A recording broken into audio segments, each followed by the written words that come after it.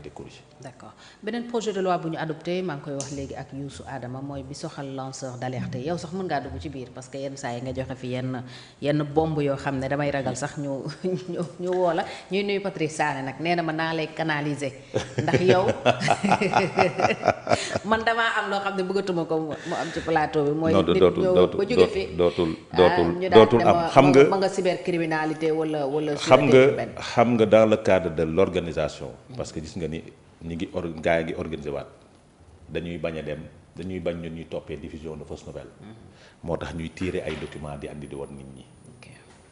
bëggatuñu caaxaan parce que bëgguñu ko ñu toppee diffusion de fausses nouvelles te damaa nekk sursis. du ko fàtte. duma ko fàtte. Jibi Ndiaye tamit dafa nekk sursis de 2 mois. ci 6 mois. 6 mois moo gën a mettile. mais terew ko wax nag war naa mën a continuer di wax. non dañuy wax sax. voilà donc mi ngi noonu.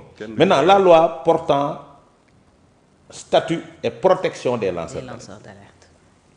li ma ñor ci loi bi yëpp mooy statut. qui est lanceur d'alerte mais qui est lanceur d'alerte. c'est important. lanceur d'alerte du jéebaanekat.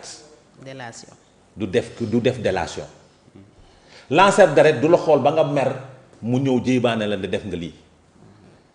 lanceur d'alerte dañu war a définir d'abord balaa ñuy xool statut bi dañu war a définir d'abord moo tax j'ai aimé la sortie de Birahim Seck quand il a dit nous applaudissons mais nous attendons le texte, le contenu et la portée de la loi c'est important. gis nga nag nous avons proposé d'accord mais jox ñu xool parce que nag lanceur d'alerte am na ci yeneen dëkk yi am na États-Unis am na ci yeneen dëkk yi mais du n'importe qui moo koy ne. du n'importe qui mooy nekk lanceur d'alerte. il faut d'abord être impartial. crédible. donc pour nga mën a nekk lanceur d'alerte dañu war a nekk def enquête de moralité ba pare waroo bokk ci parti. waroo bokk ci benn parti. boo amee foo far kay sa wujju ci wàllu politique moom foo toll di wax ci moom. donc moo tax il faut ñu xool loi bi bokku ñu bëree ngi tàccu mais ñu bëri duñ nekk lanceur d'alerte fii Sénégal. yow est-ce que di nga nekk. man mënumaa nekk lanceur d'alerte man mënuma ko yow mënoo ko ñi nekk Pastef di wax yépp mënuñu ko parce que dañu far moo tax il faut ñu définir qui est lanceur d'alerte ba pare suñu leen joxee statut protéger leen. Un militant d'un parti politique ne peut pas être un lanceur d'alerte. Quelqu'un de la société civile peut l'être parce que farul fenn mais lancer alerte ak délation bokkul moo tax il faut ñu xaar loi bi parce que ils ont adopté beaucoup de projets de loi qui sont intéressants ces projets de loi. La loi sur l'accès à l'information tout le monde applaudit mais il faut ñu xaar contenu benn loi moo fi du cinéma et c'est politique mooy loi portant création de l'Office national de lutte contre la corruption. qui va remplacer l'OFNAC. dafa am benn tour bu ñu génne rek dafa am rek concussion la ñu dindi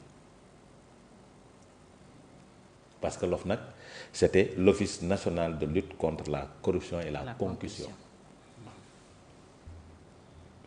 Maintenant pourquoi ñu modifier ko créer loi bu bees parce que déglu ngeen woon seeni officine ni ñu doon waxee démb ak barke démb par rapport à beaucoup d'autorités de ce pays-là. il faut dégager et par rapport à Bassirou Gueye il faut le dégager parce que soo mettre en place une nouvelle loi pour la création de Bassirou Gueye n'est plus.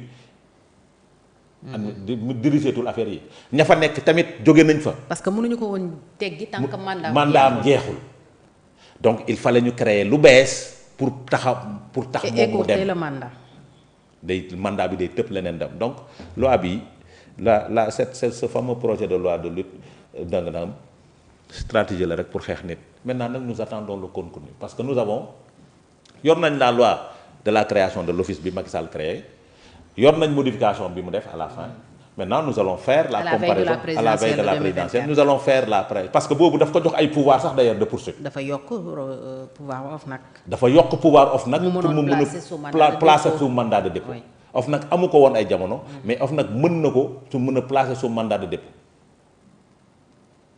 parce que foofu su nekkee da ngaa dénoncer ministre bi pour enregistrement illicite su ñu demee mener enquête gis ni def na enregistrement illicite mun na def mandat de dépôt waxoon naa la fii ne la ministre bi enregistrement illicite nga ko mën a toppee te OFNAC nga war a mën a jaar donc moo tax pour ñu jox pouvoir bi OFNAC d'ailleurs ba ñuy def loi boobu sax dañ ko nëbb ñu bëri parce que foofu mën naa topp ministre bi pour enregistrement illicite demander son mandat de dépôt. ba ñu amoon sax njortu ne am na ñu mu visé woon. am na ñu mu visé woon ba muy def loi boobu. loolu la nit ñi njortoon. parce que loi bi dafa lié à la présidentielle lié à la présidentielle. donc foofu la affaire bi toll maintenant nag nous allons attendre le contenu de cette loi de l'office national xawma lan la lutte contre la corruption xool def kii bi def comparaison bi pour xool n'est-ce pas foofu aussi c'est important maintenant la loi sur la déclaration de patrimoine ñi ngi xaar contenu bi aussi c'est une excellente chose mais cette loi ci li ñu for ci weewu bay c'est une loi la déclaration de patrimoine est élargie aux fonctionnaires parce que loolu président mi ngi ko doon wax ay jamono annoncé woon na ko ci discours maintenant est-ce que fonctionnaire bu am responsabilité lay doon wala ay fonctionnaire bi nga xam ne day liggéey rek moo tax il faut ñu xaar contenu bi parce que man soo ma demandé ma def sama déclaration de patrimoine en tant que agent de l'État mën naa ko defar mais awma ñaar dërëm maintenant nag il faut pousser l'OFNAC à déclassifier les déclarations de patrimoine. Et à les rendre publiques.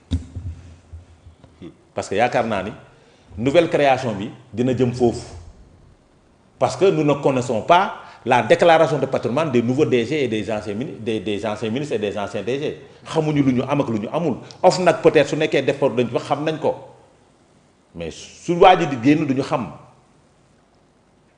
donc war nañ mën a permettre à OFNAC muy publier président donc la am droit publier sa déclaration de patrimoine parce que déclaration de patrimoine warul nëbbu pour tout le monde war nañ ko mën a rendre public pour nit ñi xam ko je pense que la nouvelle création de l'OFNAC dafa war a tendre foofu vers la publication des déclarations de patrimoine des DG des ministres et autres hauts fonctionnaires ki nga xam ne am nañ budget yu toll ci 1000 milliards maintenant nag su nekkee fonctionnaire cadre bi nga xam ne day liggéey ça aussi war nañ ko mën a gëstu pour xool naka la ñuy def ba organiser ko donc il y a des projets de loi qui ont été adoptés maintenant nous attendons les contenus parce que tamit nit sooy wax ci dara dangay xaar ba contenu bi génn ci ngay mën a wax yëy yàbbi xool ndax loi bi n'est pas une loi scélérate wala loi boo xamante ni dina mën a jëmale kanam askan bi mais ce que nous constatons mooy engagement yi mu jëloon ci déclaration de 31 décembre du 31 décembre passé non du 3 avril passé c'est vrai que am na un an yu passé mi ngi nekk di ko mettre en œuvre d'ailleurs on avait l'information ci conseil des ministres boo xamante ne waxoon na on est en train de préparer les réformes sur la justice parce que loi yi yëpp ça entre dans le cadre de la justice maintenant nag attendons les contenus pour voir. Très bien loi d'accès à l'information aussi. boobu c'est une excellente chose parce que boobu yéen a koy demander sax boobu parce que xam nga l'État est régi par le secret. Le document confidentiel ou bien secret des fois day téye le journaliste d'investigation ou bien le journaliste d'avoir certaines informations c'est vrai l'État est régi par les secrets. Mais la loi à l'accès à l'information loolu c'est une excellente chose dina permettre dina empêcher ñu bañ a toppati ay journalistes sur beaucoup de questions parce que dina tax gars yi génne information yi jox ko maintenant nag. su boobaa sax diffusion de fausses nouvelles dina wàññeeku lu bari. diffusion de fausses nouvelles parce que si on a la bonne nouvelle. voilà si les diffusions de parce que pour l'affaire Bachir Fofana. Si l'information ki nga xam ne moo gagné woon oto bi su génnoon avant gagné marché bi su génnoon avant la publication on saura kon kenn du jàpp Bachir Fofana. Donc l'accès à l'information parce que moom il est journaliste il pouvait aller demander les informations gars yi dañ ko koy jox. parce que dafa am yoo xamante ni kenn mënu ko nëbb maintenant nag y a de ces informations qu'on ne peut pas partager. Les informations qui ont trait à la sécurité de la nation kenn mënu ko partager.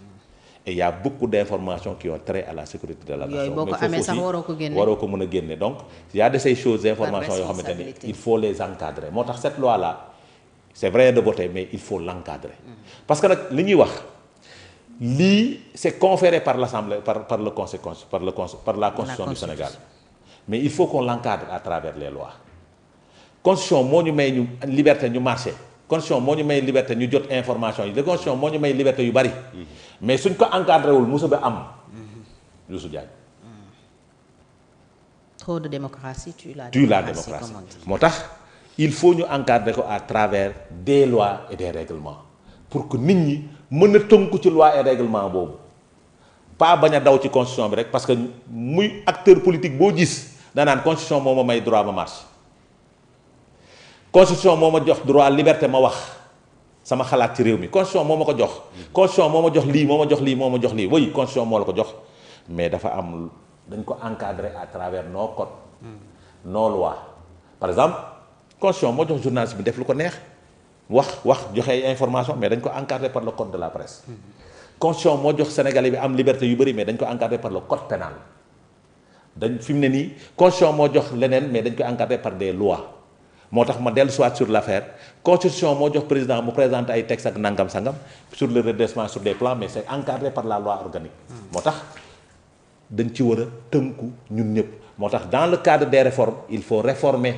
les lois et règlements ou bien des codes pour permettre à la personne mu mën a taxaw ci lu ko constitution bi jox acteurs politiques ñoo koy def la jadaay dañuy jël épée teg ko ci boppu nit ñi épée de Damoclès la ñuy teg bañ a àgg ci lu constitution bi jox à travers les textes et des lois parce que texte ay lois yoo xamante ni ça date de très longtemps loolu dafay laaj ay réformes te réformes yooyu nag pour nga def ko da ngay am fit am courage jël sa déclaration yi nga doon xeex combat yi nga doon porter démb ak barke démb pour mun ci taxaw maintenant par rapport à ces lois là à ces projets de loi ñi ngi xaar ba mu àgg assemblée su àggee assemblée dinañ xam contenu bi maintenant nag lancer un appel aux députés qui sont à l'Assemblée nationale puisque ñoom ñoo ne dañuy am assemblée de rupture lépp loo xamante ne dañ ko war a voter te mu jógee ci pouvoir exécutif di ñëw nañ ko saytu ba mu baax ba pare ñu doog ko voter moo gën ñuy éviter lépp lu ñëw rek ñu voter ko def nii daan di dem seen yoon nañu xool